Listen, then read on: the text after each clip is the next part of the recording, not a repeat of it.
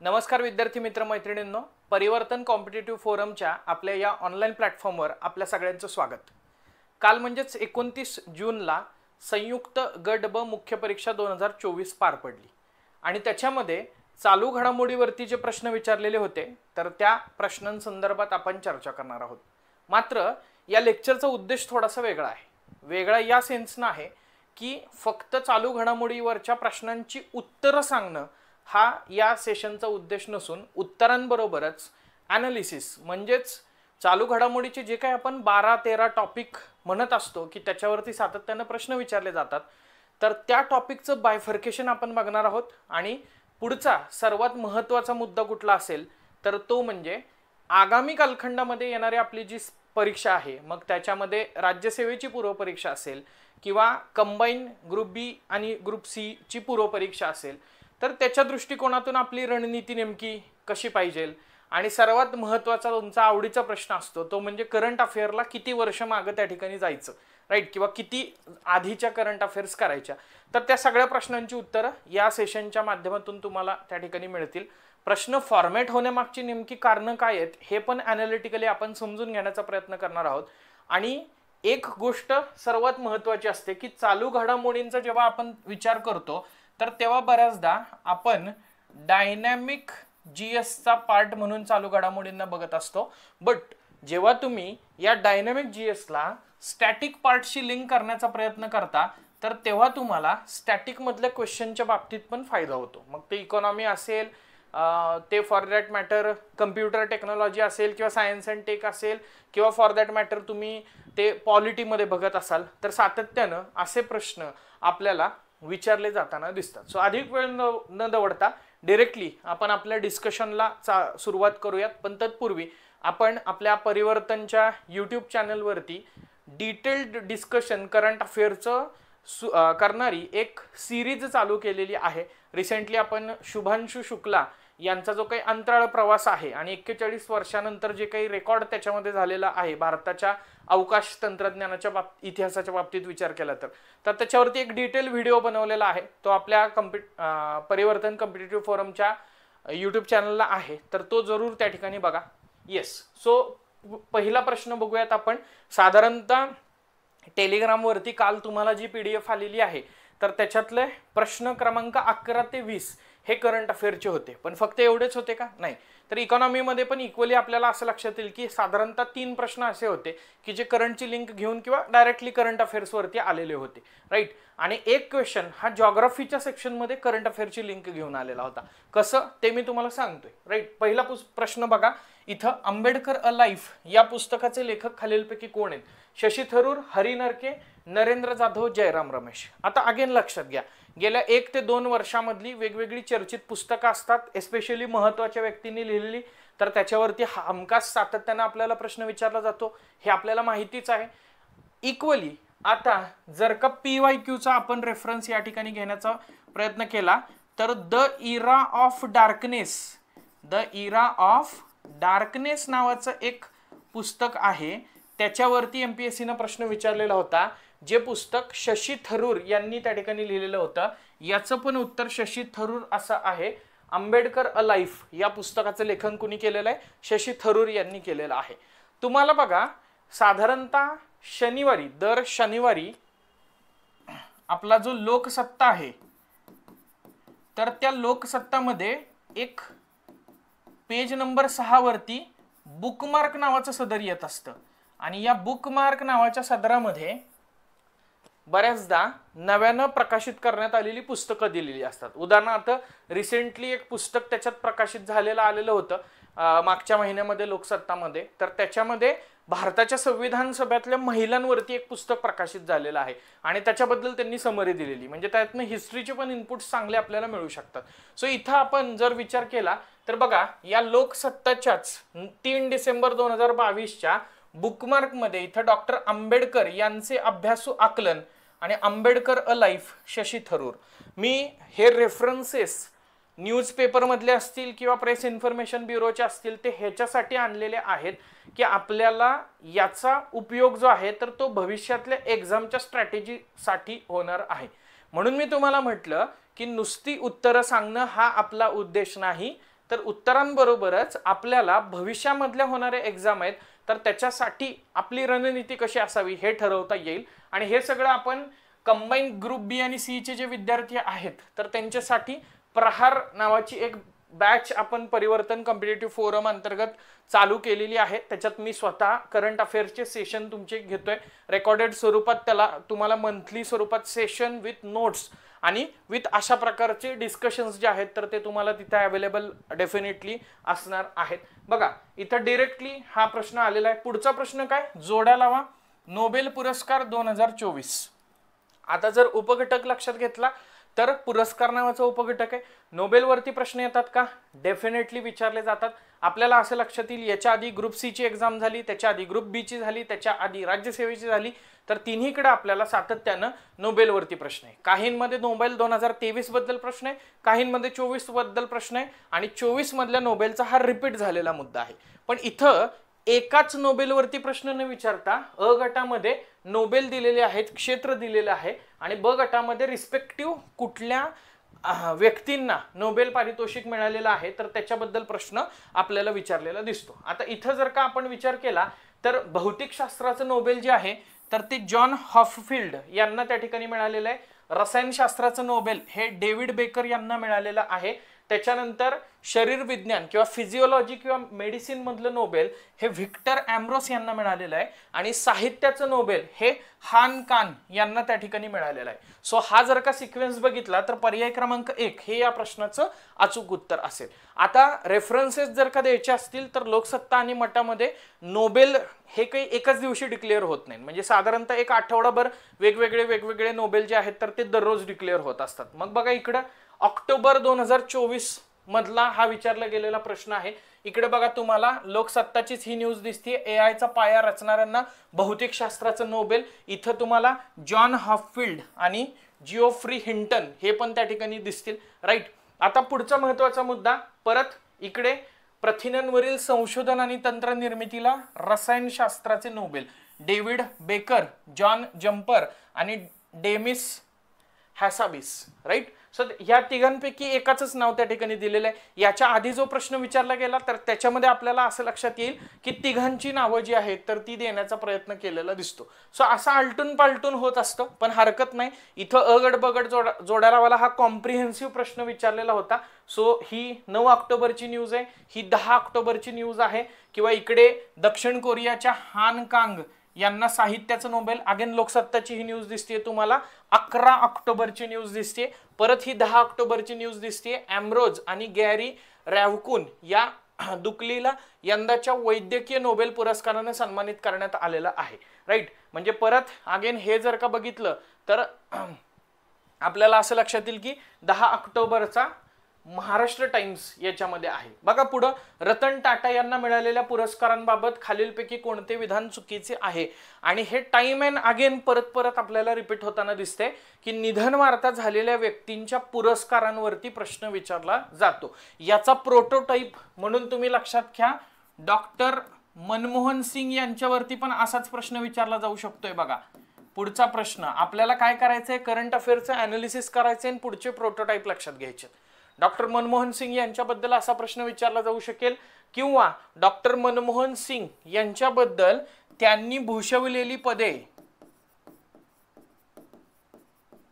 असा पण प्रश्न विचारला जाऊ शकणार आहे. बघा, गेटिंग माय पॉइंट.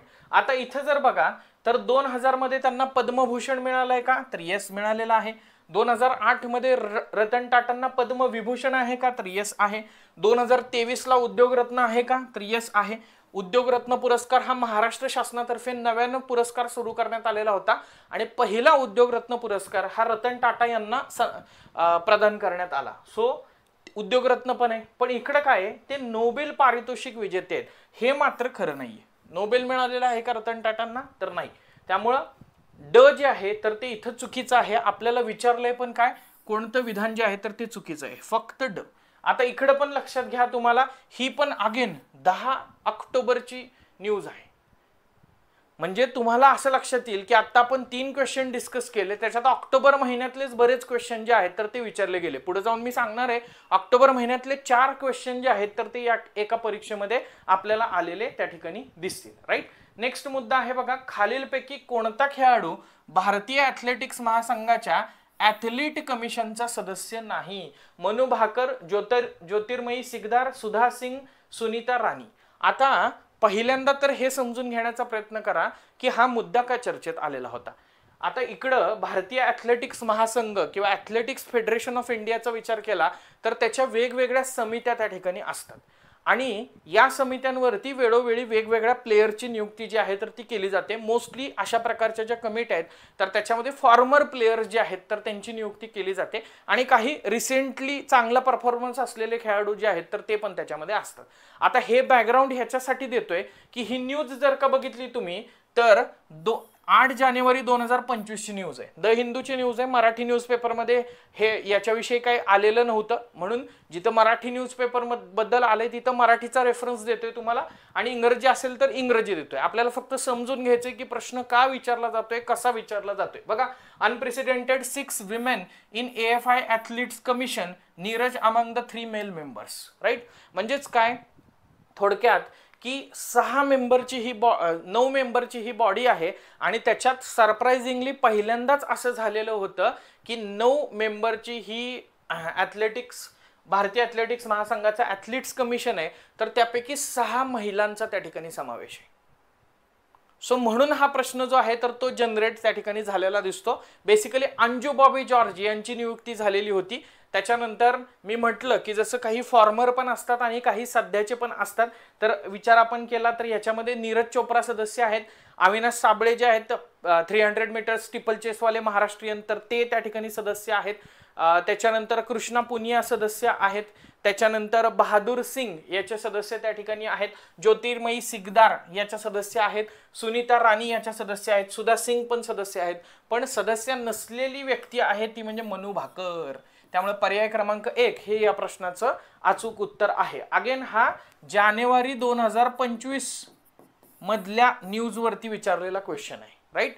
सो समजून घ्या. नेक्स्ट बघा, यूथसॅट हे कोणत्या देशाचं संयुक्त उपग्रह मिशन आहे? अलीकडे आपण असं बघतोय की सातत्यानं जे जॉईंट स्पेस मिशन आहेत तर त्यांच्यावरती प्रश्न विचारले जात आहेत. राईट. म्हणजे आता उदाहरणार्थ आपण एक्सिओम मिशन 4चा जर का आपण आत्ताचा विचार केला शुभांशु शुक्लांचा, तर आपण काय म्हणतोय, हे नासा आणि इस्रोचं एक जॉईंट मिशन आहे आणि एक्सिओम एरोस्पेस नावाची एक प्रायव्हेट कमर्शियल एरोस्पेस कंपनी आहे की जी प्रायव्हेट अशा प्रकारचे अवकाशयानं पाठवते. तर त्यांच्या कोलॅबोरेशनमध्ये आपण हा प्रकल्प जो आहे तर तो राबवतोय. सो अशा गोष्टी ज्या आता होत आहेत तर त्याच्यावरती फोकस करायचा. उदाहरणार्थ तुम्ही करंटमध्ये आता निसार ऐकला असेल ना, NASA ISRO synthetic aperture radar, तर निसार हे लक्षात ठेवायचे.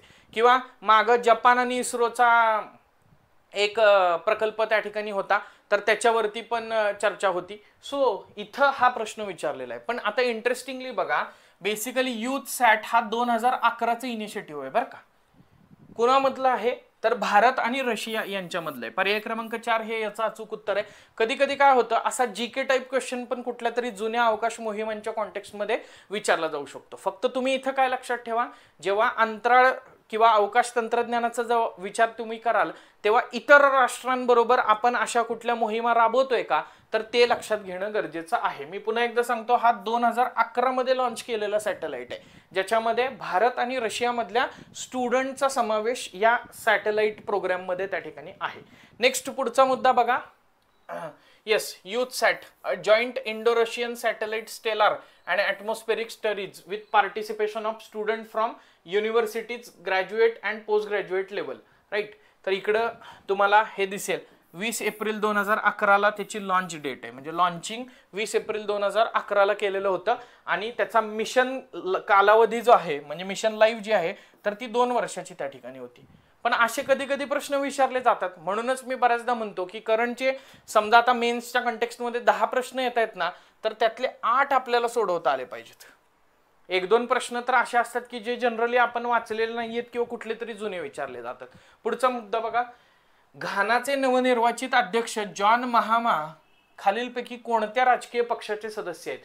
तर नॅशनल डेमोक्रेटिक काँग्रेस NDC नावाचा पक्ष आहे, तर त्याचे ते सदस्य आहेत. आता बेसिकली 2017 पर्यंत हे घानाचे अध्यक्ष होते, मात्र 17 नंतर ते काय त्यांना पाय उतार व्हावं लागलं आणि त्याच्यानंतर आता पुन्हा ते घानाचे अध्यक्ष झालेले आहेत.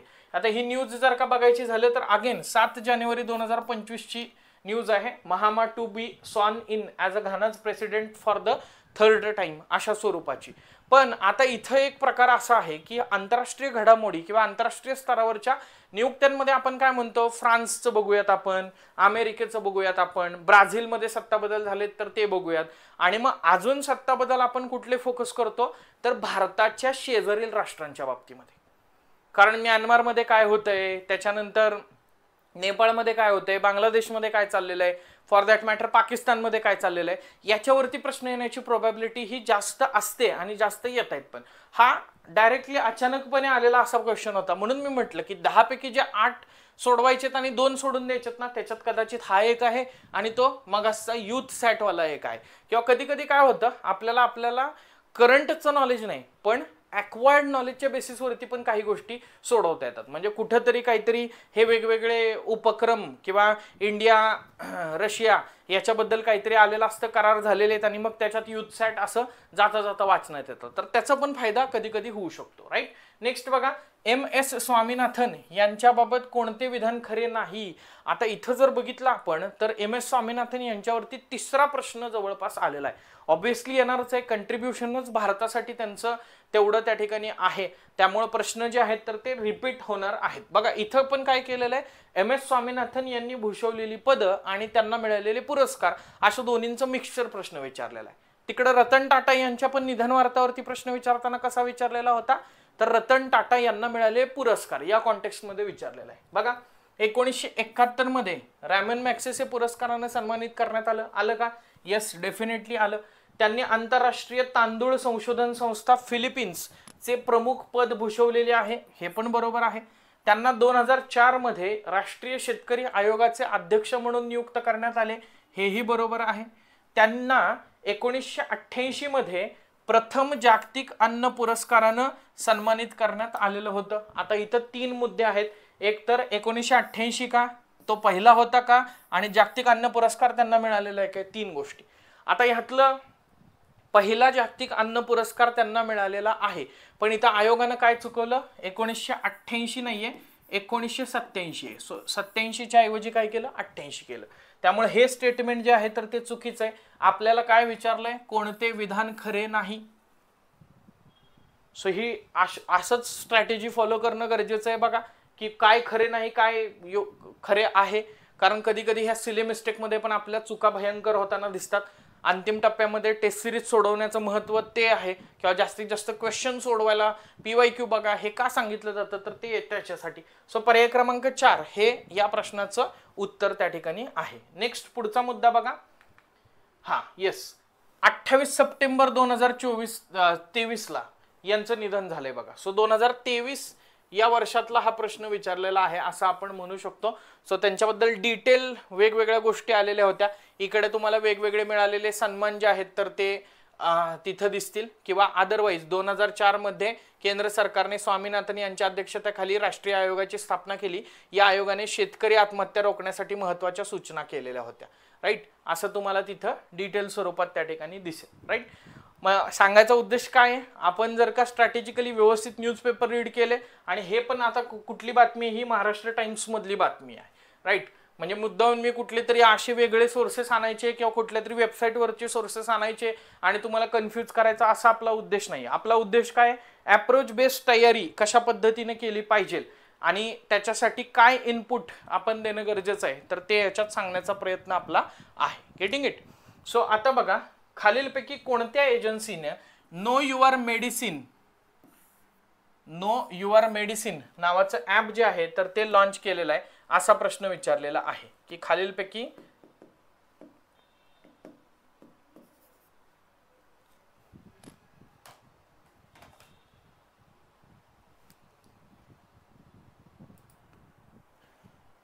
येस. सो काय आहे, नो युअर मेडिसिन ॲप कुणी लॉन्च केले. आता इन जनरल जर तुम्हाला लक्षात घ्यायचं झालं ना, तर अलीकडच्या 5-6 वर्षात ना वेगवेगळ्या प्रकारचे ॲप, पोर्टल यांच्यावरती सातत्याने MPSC प्रश्न विचारते. नव्यानं चालू करण्यात आलेले ॲप असतील किंवा पोर्टल असतील तर त्याच्याबद्दल. सो इथं पण बघा नो युअर मेडिसिन आणि ऑप्शन काय आहेत, world anti doping agency, national anti doping agency, all India institute of medical sciences आणि Indian council of medical research.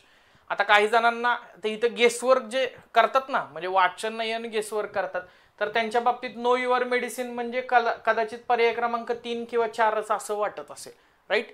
आणि वरचे 2 पर्याय पण सिमिलर आहेत. एक आहे वर्ल्ड अँटी डोपिंग एजन्सी, ह्याला वाडा असं म्हटलं जातं, आणि दुसरी आहे नॅशनल अँटी डोपिंग एजन्सी, ज्याला नाडा असं म्हटलं जातं. सो उत्तेजक द्रव्य वगैरे सेवन करू नये आपल्या इंडियन ॲथलीट्सनी किंवा प्लेयर्सनी, तर त्याच्यासाठी एक रेग्युलेटरी अथॉरिटी म्हणून नाडा काम करते. आणि नाडा कुणाच्या अधीन असतं किंवा कुठली ध्येय धोरणं फॉलो करण्याचा प्रयत्न करते, तर वाडा, वर्ल्ड अँटी डोपिंग एजन्सी. आता नो युअर मेडिसिन हे जे ॲप आहे ना, हे ॲप चालू केलेलं आहे खेळाडूंसाठी. का खेळाडूंसाठी चालू केलेलं आहे, तर खेळाडूंनी क्लीन प्रॅक्टिसेस जे आहेत तर त्या फॉलो कराव्या आणि कुठल्याही प्रकारे डोपिंग वगैरे केलं जाऊ नये, किंवा आंतरराष्ट्रीय स्तरावरती क्रीडा स्पर्धांमध्ये पार्टिसिपेट होताना तिथं वर्ल्ड अँटी डोपिंग एजन्सीनं बॅन केलेली जी काही औषधं आहेत तर त्याचे अंश किंवा त्याचं सेवन त्यांनी करू नये, यासाठी त्यांना माहिती त्या मेडिसिनच्या बद्दल, त्या स्टिरॉइड्सच्या बद्दल माहिती देणारं हे ॲप आहे. पण ही इनिशिएटिव्ह चालू कोणी केलेलं आहे, नॅशनल अँटी डोपिंग एजन्सीनं चालू केलेलं आहे, नाडानं चालू केलेलं आहे. पण इनिशिएटिव्ह कशा संबंधी आहे, वाडानं ज्या स्टिम्युलंट्सला किंवा ज्या ड्रग्जना, वेगवेगळ्या प्रकारच्या मेडिसिनना बॅन केलेलं आहे किंवा डोपिंग समजलं जातं, त्याचा अंश जर का तुमच्या शरीरात सापडला तर अशा मेडिसिन्स बद्दलची माहिती देण्यासाठी नाडानं हे इनिशिएटिव्ह घेतलेलं आहे. Getting it. म्हणून म्हटलं की थोडंसं कन्फ्युजन याच्यामध्ये होऊ शकतं. आता इथं जर बघितलं ना, तर 14 नोव्हेंबर 2024 प्रेस इन्फॉर्मेशन ब्युरोची ही पोस्ट आहे बघा, युवा आणि क्रीडा व्यवहार मंत्रालय. आणि मग ह्याच्या इथं दिलेलं आहे बघा, केंद्रीय युवा व्यवहार आणि क्रीडा मंत्री मनसुख मांडवीय यांनी क्रीडा क्षेत्रातील डोपिंग विरुद्धच्या लढ्याला बळकटी देण्यासाठी देशव्यापी आवाहन सुरू केलेलं आहे. त्यांनी खेळाडू, प्रशिक्षण आणि संपूर्ण क्रीडा समुदायाला राष्ट्रीय डोपिंग विरोधी एजन्सी नाडाच्या नो युअर मेडिसिन ॲपचा स्वीकार करण्याचं आवाहन केलेलं आहे, असं तिथं डिटेल त्या ठिकाणी दिलेलं आहे. आणि मग ते ॲप काय करतंय हेही त्या ठिकाणी दिलेलं आपल्याला दिसते. सो प्रेस इन्फॉर्मेशन ब्युरो हा करंट अफेअरचा अभ्यास करण्याच्या बाबतीमध्ये एक महत्त्वाचा सोर्स असतो. आपली प्रहार नावाची जी बॅच आहे, तर त्या प्रहार नावाच्या बॅचमध्ये आपण करंट अफेअर जे डिस्कस करणार आहोत, तर ते करंट अफेअर हे PIB, लोकसत्ता, मटा, त्याचबरोबर महाराष्ट्र गव्हर्नमेंटचे काही वेगवेगळे निर्णयाच्या बाबतीतले इनपुट्स, तर ह्या सगळ्या ऑथेंटिक सोर्सेसच्या बेसिसवरती आपण त्या नोट्स जे आहेत तर ते तयार केलेले असतात. असं मी म्हणत नाहीये की ह्या इतर सगळ्या कंपायलेशनपेक्षा भारी आहेत. मला असं म्हणायचं आहे, जेव्हा तुम्ही ऑथेंटिक सोर्सेसवरती फोकस करता तेव्हा कमी वेळामध्ये इफेक्टिव्ह तयारी तुमची त्या ठिकाणी होऊ शकते आणि त्याचबरोबर आउटपुट तुमचं जास्तीत जास्त त्या ठिकाणी येऊ शकतं. नेक्स्ट बघा, खाली दिलेल्यांपैकी भारतीय निवडणूक आयोगानं विकसित केलेल्या कोणत्या माहिती आणि संप्रेषण तंत्रज्ञानावर आधारित ॲपच्या साहाय्याने नागरिक आचारसंहितेच्या भंगाच्या किंवा खर्चाच्या मर्यादेच्या भागांसंबंधी तक्रार दाखल करू शकतात? KYC, ECI, encore nodal app, C vigil का सुविधा कॅन्डिडेट? तर सी व्हिजिल नावाचं ॲप आहे. सी व्हिजिल म्हणजे काय, सिटीझन्स व्हिजिलन्स. तुम्हाला सगळ्यांना माहिती आहे की निवडणूक आयोगाकडे स्वतःची अशी वेगळी सेपरेट यंत्रणा आहे का, तर नाहीये. मग जेव्हा निवडणुका वगैरे असतात तेव्हा राज्यातली जी ॲडमिनिस्ट्रेटिव्ह मशिनरी असते तर ती कुणाच्या अंडर काम करते, निवडणूक आयोगाच्या अंडर त्या ठिकाणी काम करत असते. आणि मग ह्याच्यामध्ये निवडणुकीमध्ये तुम्हाला काही माल प्रॅक्टिसेस वगैरे दिसत असतील, कुठं काय पैसे वाटावाटी चाललेली असेल, तर त्याच्या संबंधीच्या तक्रारी तुम्ही या सी व्हिजिल नावाच्या ॲपच्या माध्यमातून त्या ठिकाणी देऊ शकता. आता हा प्रश्न जो विचारण्यात आलेला आहे तर तो महाराष्ट्र राज्य विधानसभेच्या निवडणुकीच्या पार्श्वभूमीवरती विचारण्यात आलेला आहे. महाराष्ट्र राज्याची निवडणूक डिक्लेअर झाली आणि त्या निवडणुकीच्या वेळी जी पत्रकार परिषद घेण्यात आली तर तेव्हा आपल्याला असं लक्षात येईल की निवडणुकांचं वेळापत्रक जेव्हा जाहीर झालं तर तेव्हा या ॲप बद्दलची माहिती जी आहे तर ती सांगण्यात आलेली आहे. बघा, बघा VHA, सी व्हिजिल किंवा KYC, आणि मग हे आर्टिकल कधीच आहे 15 ऑक्टोबर 2024 आहे. आगे ना ऑक्टोबर, समजून घेण्याचा प्रयत्न करा. राईट. खालीलपैकी योग्य विधाने निवडा. आयुष मंत्रालयाने विश्व होमिओपॅथी दिवस 10 एप्रिल 2024 रोजी साजरा केला. बरोबर आहे. 10व्या आंतरराष्ट्रीय योग दिवस 2024 ची थीम राष्ट्र निर्मितीसाठी योग ही होती. आणि तिसरा मुद्दा, आयुष मंत्रालयानं 11 फेब्रुवारी 2024 रोजी युनानी दिन 2024 साजरा केला. आता इंटरेस्टिंग इथं गोष्ट काय माहितीये का, की 2024चा आंतरराष्ट्रीय योग दिन हा 10वा होता का, आणि दुसरी गोष्ट म्हणजे हा याची थीम नेमकी हीच होती का, इथं कन्फ्युजनला स्कोप आहे. कारण इथं काही 21 जून इंटरनॅशनल योगा डे त्याच्याबद्दल प्रश्न विचारलेला आपल्याला दिसत नाही. राईट. पण इथं बघा 10वा होता का 2024चा, तर येस होता. पण थीम ही होती का, नाही. राष्ट्र निर्मितीसाठी योग ही थीम त्या ठिकाणी नव्हती, तर yoga for self and society theme काय होती त्याची, yoga for self and society अशी त्याची थीम होती. त्यामुळे ब विधान जे आहे तर ते चुकीचं त्या ठिकाणी आहे. आणि आयुष मंत्रालयानं युनानी दिवस 11 फेब्रुवारी 2024 ला साजरा केला, हे बरोबर आहे. त्यामुळे अ आणि क ही विधानं 2 बरोबर आहे. आपल्याला काय विचारलंय, योग्य विचारलेलं आहे. सो पर्याय क्रमांक 3 हे या प्रश्नाचं अचूक उत्तर आहे. बघा परत, PIB ची 10 एप्रिलची पोस्ट आहे. आज जागतिक होमिओपॅथी दिन 2024 निमित्त द्रौपदी मुर्मू यांनी एका कार्यक्रमाचं उद्घाटन केलेलं आहे, तर त्याच्याबद्दल दिलेलं आहे. त्याच्यानंतर बघा, पंतप्रधान श्रीनगरमध्ये 10व्या आंतरराष्ट्रीय योग दिनाच्या समारंभाचं नेतृत्व करतील. आणि बघा, स्वतःसाठी आणि समाजासाठी योग अशी त्याची काय आहे, थीम किंवा संकल्पना त्या ठिकाणी आहे असं दिलेलं आहे. 21 जून 2024 10व्या आंतरराष्ट्रीय योग दिनानिमित्त. मिळालं का. आणि हे पण काय आहे, PIB प्रेस इन्फॉर्मेशन ब्युरो, मराठीत पण असते बरं का हे. नेक्स्ट. हा, आणि अजून एक गोष्ट मला इंटरेस्टिंगली इथं सांगावीशी वाटतेय, की याच प्रेस इन्फॉर्मेशन ब्युरोवरती इयर एंड रिव्ह्यू असतात. इयर एंड रिव्ह्यू हे कधी टाकले जातात, साधारणतः 20 डिसेंबर पासून ते 5 जानेवारी पर्यंत प्रत्येक मंत्रालय त्या मंत्रालयानं 1 वर्षामध्ये काय केलं याच्याबद्दलचे इयर एंड रिव्ह्यू टाकतायत. आता बघा, त्यातला हा year end review ministry of हेल्थचा आहे. त्याच्यामध्ये बघा, युनानी दिन साजरा 11 फेब्रुवारी 2024. त्याच्यानंतर इकडं तुम्हाला दिसेल होमिओपॅथी दिन 10 एप्रिल 2024, आणि 10वा आंतरराष्ट्रीय योग दिन साजरा 10वा होता तो. आणि त्याच्यानंतर पुढे थीम वगैरे पण त्या ठिकाणी दिलेली आपल्याला दिसेल. राईट. बघा, स्वतःसाठी आणि समाजासाठी योग. लक्षात येतंय का. मी म्हणून सुरुवात करतानाच तुम्हाला सांगितलं की आपला उद्देश हा उत्तर सांगणं नसून आपला उद्देश उत्तर तर आहेतच, म्हणजे यातल्या कुठल्याच मी सांगतोय त्या उत्तराबद्दल डिस्प्यूट नाही. राईट. म्हणजे आन्सर की आल्यानंतर पण हीच उत्तरं कन्फर्म तुम्हाला राहतील. कुठलाही डायलेमा निर्माण करणारा क्वेश्चन हा करंटमध्ये नव्हता. नाहीतर जनरली एखाद दुसरा असतो की ज्याचं उत्तरच सापडत नाही. मागच्या परीक्षेमध्ये तसं ते राष्ट्रीय गोकुळ मिशन बद्दल एक क्वेश्चन आलेला होता ना, तर तो तसा डिस्प्युटेड त्या ठिकाणी होता. पण सोर्सेस कुठून प्रश्न येत आहेत, कसे येत आहेत, त्याच्या मागे काय कारण आहे, डायरेक्ट दिलेलं आहे. सुरजागड लोह खनिज क्षेत्र कोणत्या जिल्ह्यात आहे, चंद्रपूर, गडचिरोली, गोंदिया, सिंधुदुर्ग. गडचिरोली. प्रश्न कुठं आलेला होता, जिओग्राफीमध्ये आलेला होता. आता तुम्ही म्हणाल सर जिओग्राफीचाच हा प्रश्न आहे, जिओग्राफीमध्येच खनिज संपत्तीवरती प्रश्न विचारला जातो. पण हा प्रश्न विचारण्यामागचं कारण म्हणजे रिसेंटली सुरजागड इस्पात लिमिटेड नावाच्या पोलाद कारखान्याचं भूमिपूजन जे आहे तर ते झालं. आणि असं मानलं जातं की हा कारखाना जेव्हा फुल्ली ऑपरेशनल होईल तर तेव्हा महाराष्ट्राच्या एकूण पोलाद उत्पादनापैकी 30% पोलाद उत्पादन जे आहे तर ते एकट्या सुरजागड मधून निघेल. दुसरा पॉइंट, इथं त्या निमित्तानं गडचिरोली सारख्या भागामध्ये रोजगार निर्मिती होईल असं राज्याचं म्हणणं आहे. पण तिथल्या स्थानिक आदिवासी समुदायाचा याला मोठ्या प्रमाणात विरोध आहे.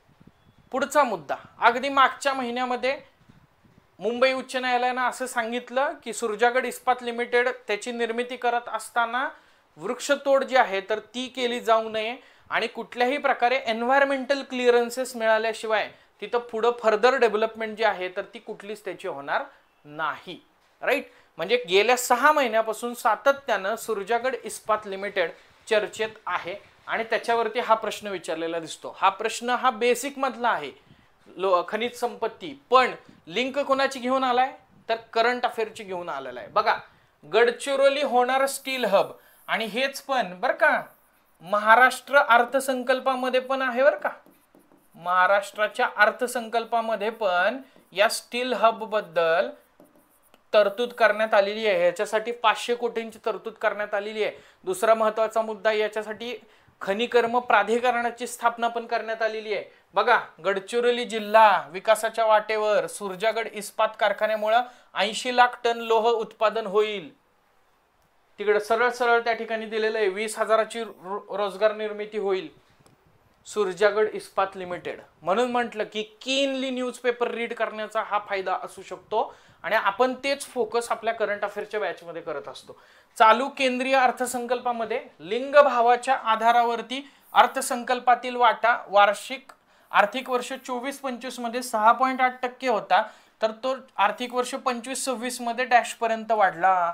आता जेंडर बेस्ड ॲलोकेशन विचारलेलं आहे. ह्याच्या आधीच्या परीक्षेतला सेम प्रश्न तुम्हाला सांगतो, प्रिलिमला आलेला होता ना, तर त्याच्यात काय त्यांनी विचारलेलं होतं की महाराष्ट्रामध्ये जेंडर बजेटिंगची सुरुवात कधी झालेली होती.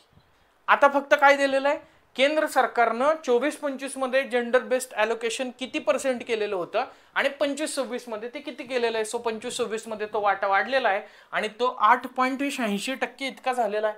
अगेन सरप्राइझिंगली तुम्हाला 2025-26च्या केंद्रीय अर्थसंकल्पातील लिंग भावात्मक अर्थसंकल्पीय वाटचाल कधीच आहे बघा, 2 फेब्रुवारी 1 फेब्रुवारीला अर्थसंकल्प मांडला जातो ना, त्याच्यानंतर दुसऱ्या दिवशीची PIBची ही पोस्ट आहे.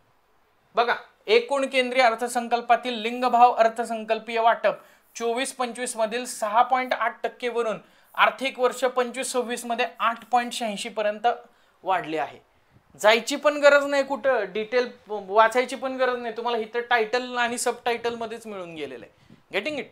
हा प्रश्न जो आहे तर तो अर्थसंकल्पावरती अर्थातच इकॉनॉमीच्या सेक्शन मध्ये विचारलेला होता, पण मग करंटची लिंक घेऊन आलेला आहे म्हणून आपण तो कन्सिडर करतोय. पुन्हा एकदा लक्षात ठेवा, ग्रुप सी ची आता जी पूर्व परीक्षा झालेली आहे तर त्याच्यात 3 प्रश्न जे आहेत तर ते महाराष्ट्राच्या आर्थिक पाहणीतून आलेले आहेत आणि 2 प्रश्न जे आहेत तर ते अर्थसंकल्पामधून विचारलेले आहेत.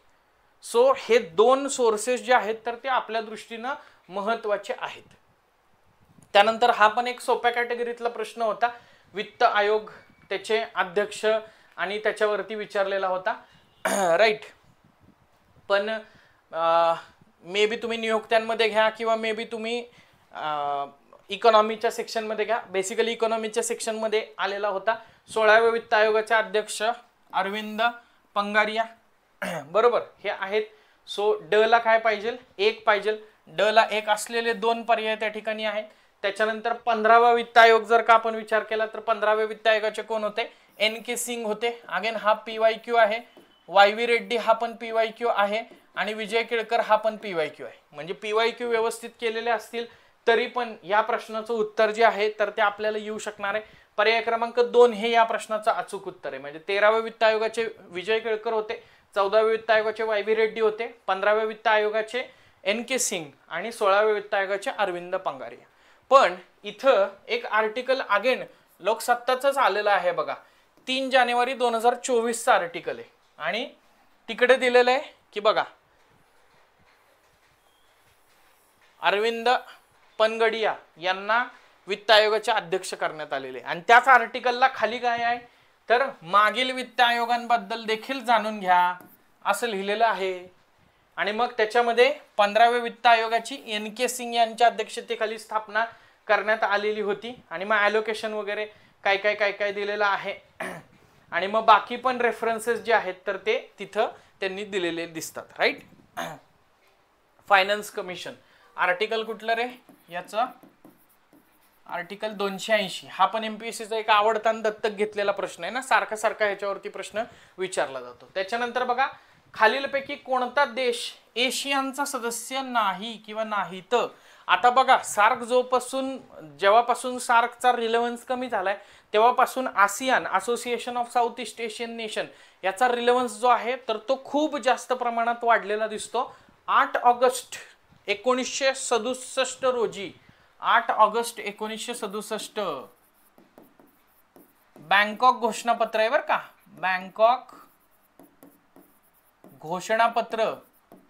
या बँकॉक घोषणापत्राद्वारे याची स्थापना जी आहे तर ती आपल्याला त्या ठिकाणी झालेली दिसेल. बँकॉक घोषणापत्राद्वारे स्थापना जी आहे तर ती करण्यात आलेली आहे. आता लक्षात घ्या, भारत जरी आसियानच्या समिटला जात असेल, तिथं इंडिया आसियान समिट पार पडत असेल, तरी देखील भारत आसियानचा मेंबर नाहीये. त्यामुळं ड चुकीचं आहे. बाकी फिलिपिन्स, कंबोडिया, इंडोनेशिया हे मेंबर्स आहेत. आपल्याला कोण सदस्य नाही विचारलंय. पर्याय क्रमांक 4 हे उत्तर त्या ठिकाणी आहे याचं आहे. आता इथं जरी तुम्ही बघितलं तरी इथं तुम्हाला दिसेल, आणि हा प्रश्न का विचारलाय परत त्याच्या मागचं रिझन पण मी तुम्हाला सांगतो. बघा, भारत आसियान 21व्या शिखर परिषदेला पंतप्रधान नरेंद्र मोदी उपस्थित होते असं तिथं दिलेलं आहे. पुढचा महत्वाचा मुद्दा मला इथं हायलाइट करायचा आहे. बघा, ऍक्ट ईस्ट पॉलिसीची घोषणा 10 वर्षांपूर्वी झाल्याचं त्यांनी आवर्जून सांगितलं. म्हणजेच काय, ऍक्ट ईस्ट पॉलिसीला 10 वर्ष पूर्ण होत आहेत, आणि मग ऍक्ट ईस्ट पॉलिसी मधला आपला महत्वाचा एरिया कुठला असेल तर तो आसियान त्या ठिकाणी असेल. तर तिथं विचारलेलं आहे. पुढे जायची जास्त गरजच नाही. इकडं बघा तुम्ही, मोदी आसियान आणि पूर्व आशिया ईस्ट एशिया समिट तर त्या परिषदेसाठी हजर आहेत. आसियान सदस्य राष्ट्रांमध्ये Indonesia, Malaysia, Philippines, Singapore, Thailand, Bharat, Vietnam, Laos, Cambodia आणि ब्रुनी यांचा समावेश त्या ठिकाणी आहे. आता याच्यात इंडिया जो आहे तर तो आसियानचा की डायलॉग पार्टनर त्या ठिकाणी आहे. आणि त्याच्याही पुढे जाऊन जर विचारलं तर आसियानचा काय आहे तो आपल्याला असं लक्षात येईल, ASEAN+6चा मेंबर इंडिया त्या ठिकाणी आहे. इंडिया सदस्य नाही हे लक्षात घेण्याचा प्रयत्न करा. राईट. सो असं सगळं आहे. आता याचा एकंदरीत जर विचार केला तर टोटल 14 क्वेश्चन होते करंट अफेअरचे. त्यापैकी करंट अफेअरच्या सेक्शनमध्ये 10 क्वेश्चन आलेले होते. त्याच्यानंतर जिओग्राफीच्या सेक्शनमध्ये सुरजा गडवाला 1 क्वेश्चन आलेला होता, आणि इकॉनॉमीच्या सेक्शनमध्ये 3 क्वेश्चन आलेले होते, ज्यात एक आसियानचा म्हणूयात आपण, एक वित्त आयोगाचे अध्यक्ष विचारलेले होते तर तो म्हणूयात, आणि अजून एक क्वेश्चन जो आहे तर तो आपला कुठला म्हणूयात आपण, बजेटवरती जो क्वेश्चन विचारण्यात आलेला होता तर तो इथं आपल्याला त्या ठिकाणी म्हणता येऊ शकेल की बजेटवरचा एक क्वेश्चन असे कन्सिडर करू शकतो. आता मग चालू घडामोडीचे साधारणतः 13 उपघटक आहेत. तर त्या 13 उपघटकापैकी किती उपघटकांवरती आणि कसे कसे प्रश्न आलेले होते तर ते थोडंसं एक फक्त 5 मिनिटांमध्ये आपण बघूयात. पहिला मुद्दा बघितलेला होता तो म्हणजे चर्चित पुस्तके. आंबेडकर अलाइव्ह, शशी थरूर यांचं पुस्तक विचारलेलं आहे. त्याच्यानंतर दुसरा मुद्दा आहे तो म्हणजे पुरस्कारावरती प्रश्न. नोबेल पुरस्कारावरती अ गट ब गट जोड्या लावायला प्रश्न विचारलेला आहे, नोबेल. त्याच्यानंतर तिसरा महत्वाचा मुद्दा बघा, क्रीडावरती प्रश्न 2 आलेले होते. क्रीडावरती 2 प्रश्न आलेले होते. कुठले? एक ॲथलीट कमिशन, आणि दुसरं ते नाडाचं नो युअर मेडिसिन. या 2 मुद्द्यावरती. पुढचा मुद्दा जर आपण विचारात घेतला चौथा, तर science and technology, science and tech वरती एक क्वेश्चन आलेला होता. अर्थातच हा सोडवता येण्यासारखा नव्हता. राईट. तो युथ सॅट वरती विचारलेला क्वेश्चन भारत आणि रशियाच्या बाबतीमध्ये. त्याच्यानंतर पुढचा मुद्दा आहे तो म्हणजे आंतरराष्ट्रीय घडामोडी.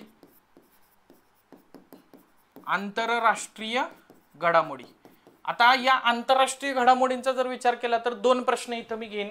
2 प्रश्न. राईट. एक कुठला? घानाचे अध्यक्ष बदलले त्यांचा, आणि दुसरा आसियानवरती जो इकॉनॉमीमध्ये मग आपला शेवटचा प्रश्न बघितला तर तो निधन वार्ताच्या बाबतीमध्ये जर आपण विचार केला, निधन वार्ता, तर निधन वार्तावरती 2 क्वेश्चन आहेत. एक आहे MS स्वामीनाथन यांच्याबद्दल आणि एक आहे रतन टाटा यांच्याबद्दल. सी व्हिजिल ॲप वरती एक प्रश्न विचारलेला होता. राजकीय आणि घटनात्मक घडामोडींमध्ये मी तो घेईन. एक क्वेश्चन सी विजिल नावाच्या ॲपवरती विचारलेला. जी के टाईप क्वेश्चन दिनविशेष युनानी डे योगा डेची थीम वगैरे विचारलेली होती. सो तो मी घेईन जी के टाईप क्वेश्चन एक. हा नाही विचारला तर काय आंतरराष्ट्रीय व राष्ट्रीय घोषित वर्ष दशक विचारतात, नाहीतर काय साहित्य संमेलनाच्या अध्यक्ष क्रमांक असा विचारतात. भूगोलावरती एक क्वेश्चन आहे, कुठला? सुरजागड इस्पात लिमिटेड खनिज संपत्तीवरती एक क्वेश्चन. आणि इकॉनॉमीवरती मी 3 जे क्वेश्चन सांगितले की ज्याच्यामध्ये एक वित्त आयोगाच्या अध्यक्षांबद्दल होता, एक बजेटमध्ये जेंडर बेस्ड ॲलोकेशन जे चेंज झालेलं आहे तर त्याच्याबद्दल एक होता, आणि मग तिसरा क्वेश्चन जर आपण त्या कंटेक्स्टमध्ये विचार केला, कुठला बरं मीच विसरलो बघा.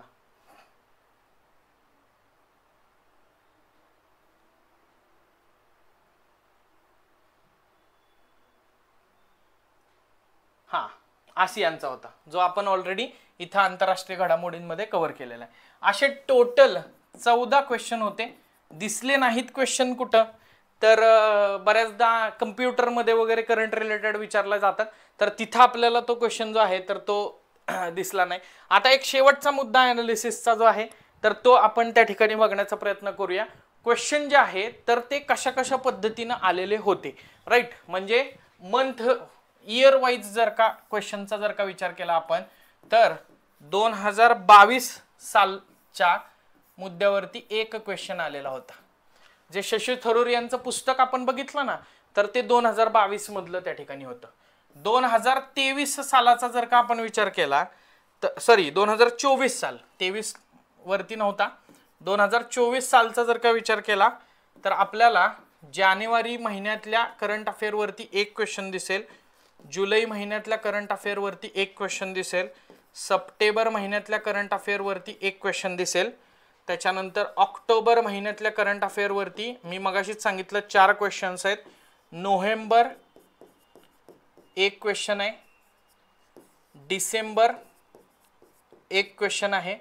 त्याच्यानंतर तुम्ही जर इकडं 2025चा विचार केला तर 2025च्या बाबतीमध्ये बघा जानेवारी महिन्यातल्या करंट अफेअर्सवरती 2 क्वेश्चन आहेत आणि फेब्रुवारी महिन्यातल्या करंट अफेअर्सवरती एक क्वेश्चन आहे त्या ठिकाणी आहे. सो इकडं जर आपण विचार केला तर बघा आता जानेवारी, जुलै, सप्टेंबर, ऑक्टोबर, नोव्हेंबर, डिसेंबर, म्हणजे एखाद्या विद्यार्थ्यानं जानेवारीपासूनचं करंट कव्हर केलेलं असेल तर त्याला 4 आणि 1 5 आणि 1 6 आणि 1 7 8 9 आणि हे 2 11 आणि 1 12 क्वेश्चन पर्यंत पोहोचता येऊ शकते. वरचं सोडून देऊयात आपण, पण एक लक्षात घ्या, हा जुना होता म्हणजे फार जुना होता अशातला भाग नाही. तुम्ही करंट अफेअरची कुठलीही 2024 मधली पुस्तकं चाळून बघितली असतील तर त्याच्यात आंबेडकर अ लाईफ या मुद्द्यावरती प्रश्न विचारले, या म्हणजे हे पुस्तक जे आहे तर ते कव्हर केलेलं होतं. कारण पुस्तकांवरती जे कंपायलेशन मध्ये दिलेलं असतं ना ते 2-3 वर्षातली पुस्तकं त्या ठिकाणी असतात, कारण त्याच्यावरती काही असे फ्रिक्वेंटली लगेच क्वेश्चन येतात अशातला भाग नाही ना. त्यामुळं हाही एक सोडवता येण्यासारखा होता. जो 2011चा एक होता युथ सॅटवाला तो मी म्हणेन फक्त सोडवता नाही येणार. पण बघा तुमच्या समोर प्रश्न आहेत, तुमच्या समोर ते प्रश्न कुठल्या कुठल्या उपघटकांवर आलेले ते आहेत आणि तुमच्या समोर ते कुठल्या इयर मधल्या कुठल्या मंथ मधले आलेले आहेत तर तेही आहेत. याच्यातून आपण काय म्हणू शकतो, आपल्याला नोव्हेंबरची परीक्षा टार्गेट करायची असेल तर आपल्याला नोव्हेंबरच्या आधीचा ऑक्टोबर आणि त्याच्या 1 वर्ष आधी म्हणजेच नोव्हेंबर 2024 पासून ते ऑक्टोबर 2025 पर्यंत तरी करणं मॅन्डेटरी आहे. आणि त्याच्या आधी जर आपण जाऊ शकलो किंवा त्याच्या आधीचं सिलेक्टिव्ह काहीतरी करू शकलो तर त्याचा अजून जास्त फायदा जो आहे तर तो आपल्याला होऊ शकेल. कारण मला असं वाटतं की शेवटी आपल्याला फॅक्च्युअल डेटा हा प्रोसेस करायला आणि लक्षात ठेवायला लिमिटेशन्स आहेत आणि ते लिमिटेशन्स असल्यामुळं आपण साधारणतः 1 वर्ष तर फिक्स धरलंच पाहिजे की 1 वर्ष जुन्या करंट अफेअर्स कराव्यात, राईट. म्हणजे ज्याच्यातून आता आपल्या प्रिलिमचा विचार केला तर 15 क्वेश्चन येत असतील तर त्यापैकी 10 तरी इथनं 1 वर्षाच्या करंट अफेअरवरती कव्हर होतातच होता. आणि मग त्याच्या पलीकडं जायला स्कोप जर का मिळाला तर वेल अँड गुड आहे. पण शेवटी मी तेच म्हटलं की इन्फॉर्मेशन आणि माहितीचा भरणा असल्यामुळं ती माहिती व्हॉलटाईल आहे, रिव्हिजन नाही दिली तर विसरून जाते. तर मग तो इनपुट आउटपुट रेशो जो आहे तर तो आपल्याला ठरवावा लागतो आणि अर्थात आपण प्रहार बॅचमध्ये त्याच सगळ्या गोष्टी ज्या आहेत तर त्या लक्षात घेणार आहोत. सो विद्यार्थी मित्र मैत्रिणींनो, इन जनरल हे होतं कंबाईन ग्रुप बी मेन्स 2024 या परीक्षेमधल्या चालू घडामोडीच्या प्रश्नांचं डिटेल एक्सप्लेनेशन, त्याच्यानंतर संभाव्य उत्तर तालिका आणि सर्वात महत्त्वाचं त्याचं ॲनालिसिस की प्रश्न हे कुठल्या विषयावरती आले, कुठल्या घटकांवरती आलेले होते आणि त्याचबरोबर कुठल्या कुठल्या मंथमधून आलेले होते. आय होप या सगळ्या डिस्कशनमधून पुढच्या परीक्षांचं प्लॅनिंग करण्याच्या दृष्टिकोनातून करंटची स्ट्रॅटेजी काय असावी तर याच्याविषयी तुम्हाला एक ब्रीफ आयडिया जी आहे तर ती त्या ठिकाणी आलेली असेल. या व्यतिरिक्त पण आपण करंटचे वेगवेगळे सेशन घेणार आहोत. स्ट्रॅटेजी सेशन पण आपलं प्रहार आणि आरंभ बॅचच्या अनुषंगानं होणारच आहे. तर त्याच्यात मी अजून डिटेल या चालू घडामोडीचे जे काही 13 उपघटक असतात तर त्याच्याबद्दल बोलेन, सो दॅट तुम्हाला त्याच्यात अजून चांगलं थॉरो अंडरस्टँडिंग जे आहे तर ते होईल. सो आजच्या सेशनमध्ये इथेच थांबूयात. पुढच्या सेशनमध्ये भेटूयात अशाच प्रकारच्या करंट अफेअर्सच्या क्वालिटी कंटेंट ॲनालिसिससह आपल्या यूट्यूब चॅनलवरती. तोपर्यंत धन्यवाद, जय हिंद आणि बाय बाय.